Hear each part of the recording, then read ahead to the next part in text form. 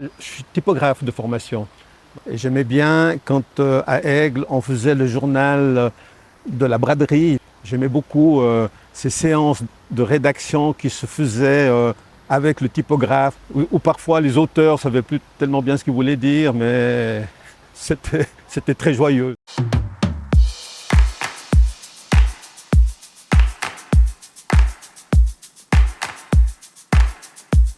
Je pense que c'est ça.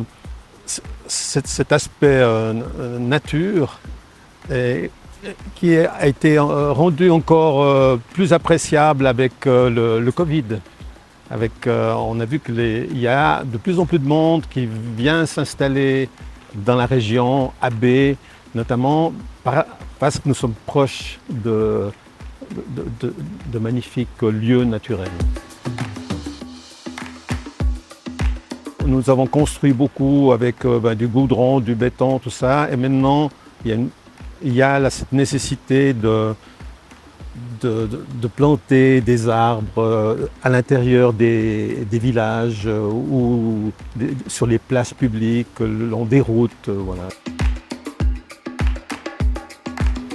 À vélo, on peut bien découvrir, mais après, il y a quand même des montées. Alors, sinon, les transports publics. Depuis une année, B maintenant a adhéré bientôt une année, adhéré à Moby-Chablais et les résultats au niveau de la fréquentation vont au-delà de nos espérances. Par exemple, la colline du Châtel, Chiètre, où il y a le couvent des sœurs de Saint-Maurice à la pelouse, elles sont enchantées, les sœurs, d'avoir un bus qui s'arrête devant chez elles. Beaucoup d'entre elles n'ont pas de permis de conduire, maintenant elles peuvent aller dans le village, aller prendre le train à la gare sans demander à une consoeur d'être véhiculée. Ça leur donne de l'indépendance. Maintenant, elles sont reliées au monde. Et c'est aussi un peu leur volonté de cette congrégation religieuse d'être plus ouverte vers le monde. Et Moby-Chablais y contribue. Alors c'est l'exposition Béart, la triennale de sculpture contemporaine, dont la prochaine édition aura lieu l'année prochaine, en 2023.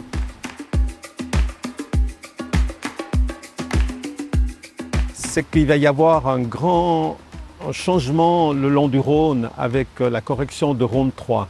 Et ça, je pense que ça va être dans les prochaines décennies quelque chose de fort pour le Chablais.